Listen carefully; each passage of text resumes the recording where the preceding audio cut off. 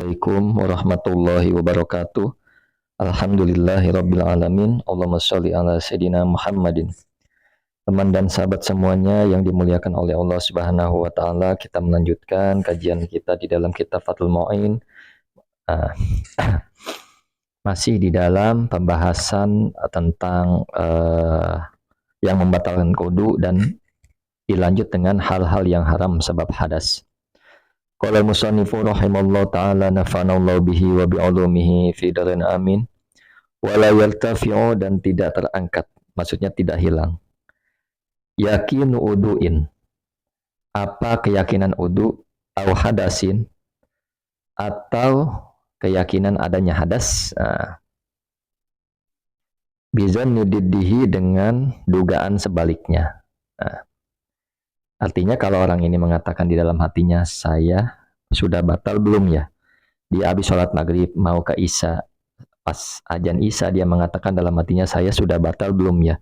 Saya sudah batal belum ya? Maka belum batal, seperti itu. Tidak terangkat keyakinan berudunya. Kan dia udah wudu maghrib tadi, seperti itu. Atau hadasin, maksudnya keyakinan adanya hadas. Artinya dia mau sholat subuh, dia mengatakan dalam hatinya, kan subuh ke isya jauh ya. Dia mau sholat subuh, seseorang ini mengatakan dalam hatinya, saya udah wudu belum ya? Ya, maka belum wudu, artinya keyakinan adanya hadas itu tidak terangkat, artinya dia harus wudu. Kemudian wala bisyaki. Jadi teringat dengan kaidah usul fikih, al yakinu la yuzalu bisak. Artinya keyakinan tidak dapat dihilangkan dengan keraguan. Seperti itu. Kita lanjut, wala bisyak. Dan tidak juga dengan syak. Jadi syak ini perlu dibedakan dengan zon. Kalau syak ini ya keyakinan dan salah dan betulnya sama-sama 50%. Tapi kalau zon, dugaan kuat betulnya 75%.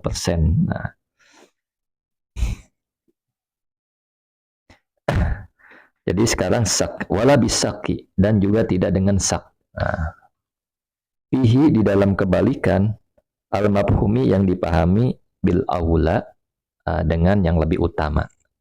Fayakhudhu, maka mengambil siapa siman, bil yakini dengan yang diyakini. Istishaban karena memberlakukan lahu baginya terhadap yakin, seperti itu. Jadi perlu dibedakan, maksudnya gini, tidak hilang keyakinan tersebut dengan keraguan. Jadi zon aja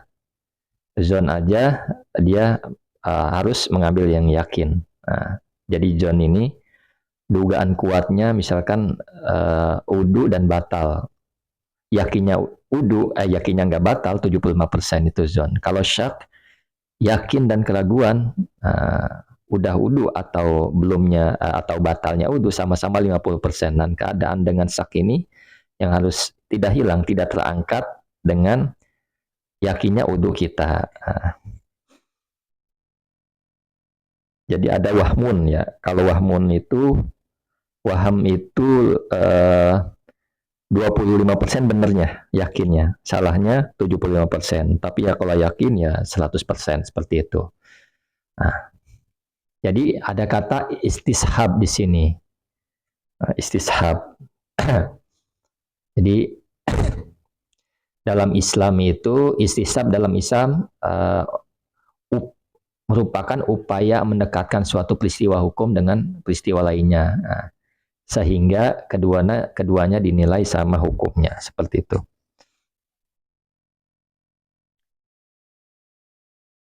Kemudian khotimatun, ialah aihadihi khotimatun, penutup. Yahrumu, maka haram. Yahrumu haram. Bil hadasi, dengan sebab hadas, sholatun, apa sholat. Wa tawafun, dan tawaf. Wa sujudun, dan sujud. Wa hamlu mushafin, dan membawa mushaf. Jadi haram dengan sebab hadas, orang itu sholat, orang itu tawaf, dan sujud. Nah, ini yang banyak tidak dipahami adalah orang-orang yang misalkan ikut lomba sepak bola, dia ngegolin, dia sujud. Ini haram dilakukan, kecuali memang dia telah berwudu dan tidak menutup aurat. Nah, sujud ini benar-benar bagian dari sholat yang sangat mulia, maka tidak boleh sembarangan, harus tahu ilmunya. Nah, orang menang nari, dia sujud. Ini nggak boleh. Satu, mungkin dia nggak punya wudu. Kedua, mungkin buka aurat dia. Dan juga membawa mushaf. Wama dan sesuatu kutiba yang ditulis apa ma lidarsi Qur'anin untuk belajar Quran. Jadi sesuatu yang ditulis untuk belajar Al-Quran juga haram disentuh. Walau ba'du ayatin, sekalipun adanya yang ditulis itu sebagian ayat saja. Kalau hin seperti model papan ya, papan tulis ya. Jadi kayak orang bawa papan, ditulis ayat Al-Quran dan diniatkan untuk belajar. Walaupun enggak seluruh ayat, artinya separuh ayat, maka ini haram disentuh.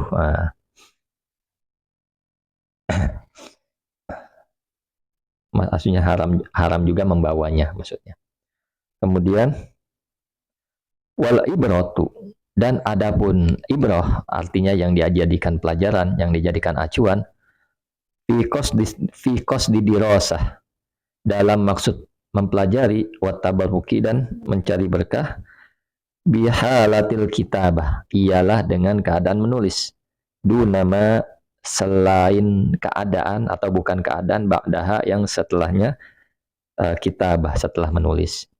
Jadi yang dijadikan acuan mengenai tujuan belajar atau tabaru adalah saat menulis, bukan saat menulisnya, bukan setelah menulisnya. Artinya yang dijadikan acuan adalah orang ini saat menulisnya niatnya untuk belajar atau mencari berkah, seperti itu.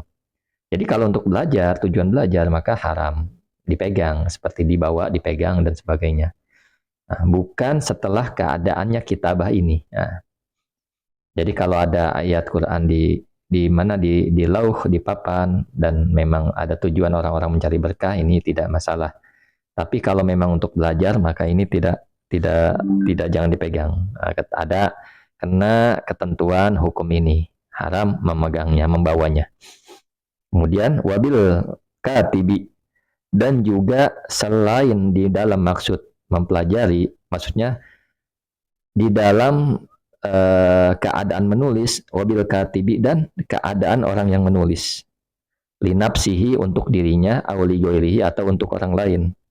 Jadi keadaan orang yang menulis ini dilihat juga apakah untuk dirinya atau untuk orang lain. Kalau untuk dirinya ya tergantung dia nulisnya untuk apa. Nah, tabaruan artinya karena Allah, artinya dia menulis untuk dirinya atau untuk orang lain, dia tidak mau upah. Maksudnya benar-benar karena Allah, tidak mencari upah. Nah, gitu. Nah, kemudian wa illa, kalau tidak karena Allah, artinya kalau mencari upah, pamirihi, maka bisa dilihat atau terletak pada orang yang menyuruh, seperti itu. Jadi orang yang dia menulis nih. Nah, kalau untuk dirinya atau untuk orang lain. Kalau untuk dirinya ya dilihat dari maksud tujuan dia. Kalau memang menulisnya untuk belajar, maka ini haram dipegang, dibawa. Nah, tapi untuk tabaruk ini tidak masalah. Nah, begitu juga demikian. Kalau orang ini menulis tapi diperintahkan untuk orang lain dan dia mencari upah, maka terletak hukumnya keadaan orang yang menyuruh. Kalau yang menyuruhnya untuk belajar, maka tetap haram. Tapi kalau tujuannya untuk tabaruk, maka tidak haram. Seperti itu. Kemudian la hamluhu. La hamluhu ini tidak haram membawa. Tidak haram membawanya mushaf ma'amatain, bersama dengan benda. Wal mushafu, hal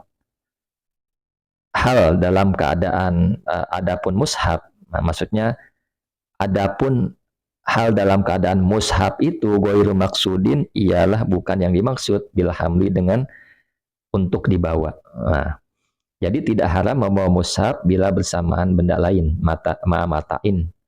Dia bawa tasnya ada barang-barang dan ada Al-Quran juga. Nah, sedang mushaf yang dibawa itu bukan yang dimaksud untuk dibawa. Artinya dia cuman kalau ada mushaf gitu. Ada mushaf, artinya mushaf ini bukan tujuan memang dia untuk dibawanya gitu. Nah, jadi tujuannya membawa barang-barang ya hanya ada mushaf aja di dalam. Itu. Jadi kalau maksud dan tujuannya dengan membawa ini baru haram. Nah, seperti itu. Jadi kalau ada orang bawa tas, tergantung dilihat niatnya dulu seperti itu.